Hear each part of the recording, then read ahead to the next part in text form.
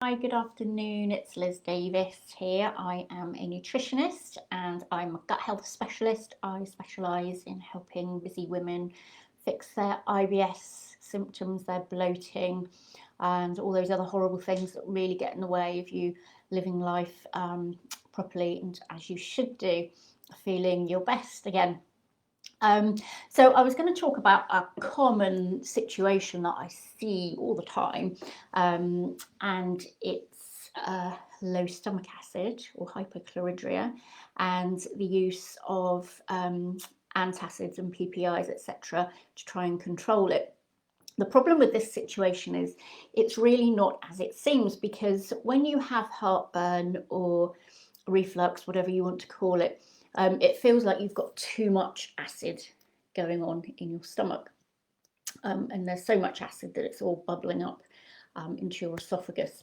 Very often this isn't the case though, and it is actually a problem with low stomach acid, believe it or not, which is causing the problems. But I'll go into more detail about that in just a second, how that situation can arise.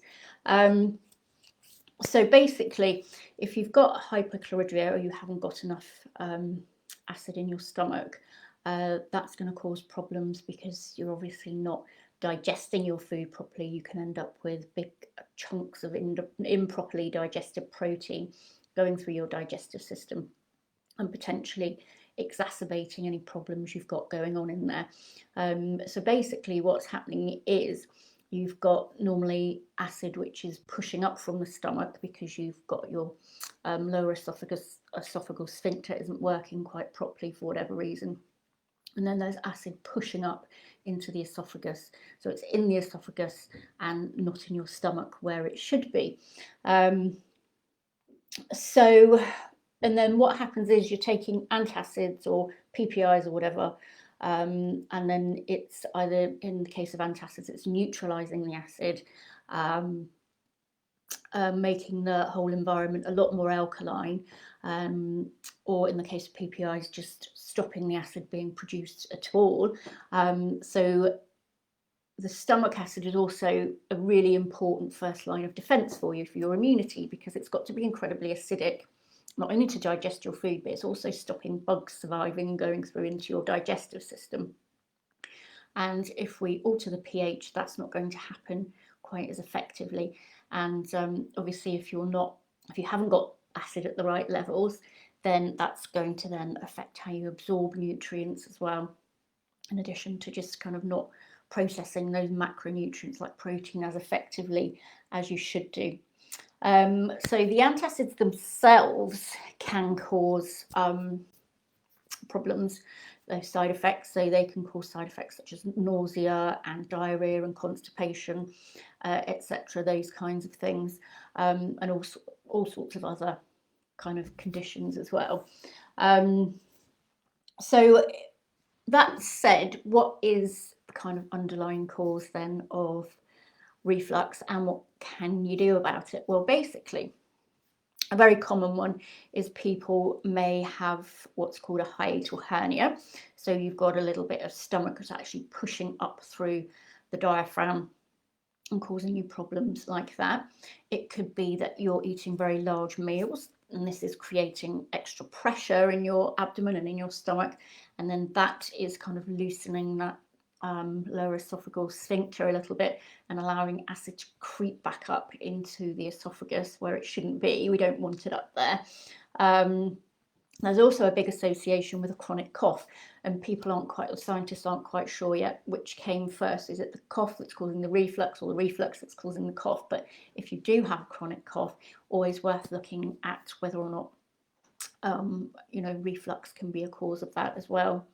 What really interests me as far as this is concerned is that sometimes people are just eating the wrong kinds of food for them. For example, they could be eating just too much carbohydrate food. Their body may not need all that carbohydrate. They may be eating too many refined carbohydrates, so white flour foods, white pastas, grains, things like that. Too much sugar can all exacerbate this problem because you've got too much carb going then through the gut, which is then causing bloating and then increasing the pressure in your stomach, which isn't ideal. And then it's, as we know, the pressure that's causing the sphincter to loosen and push the acid up into the esophagus, which isn't ideal. Okay, so then what's happening? So you're getting these symptoms, and then you take an antacid, it's neutralizing it.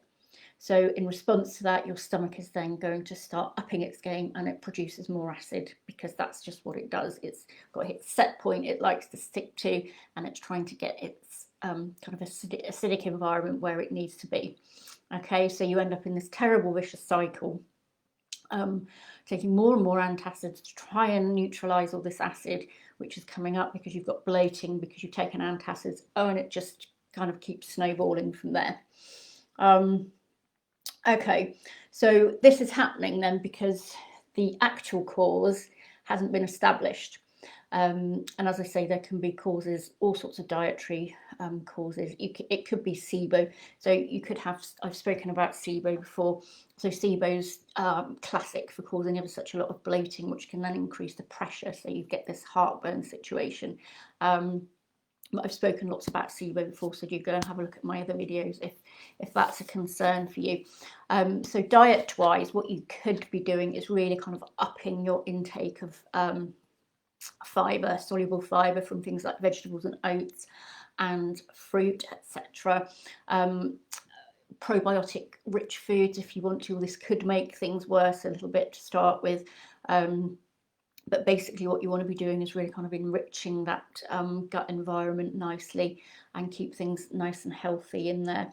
Possibly reduce the number of grains, reduce sugar, etc., which will help to nourish the GI tract. There are also some supplements you can take as well. So there are lots and lots of supplements depending on what you've got, you know, what the underlying issue is for you.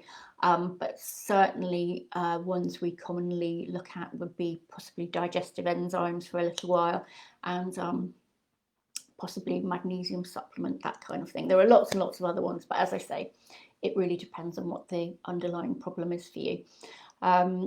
And, you know, just basic things like not eating too much food before you go to bed and then lying down, which can be incredibly uncomfortable and not great for your digestion either.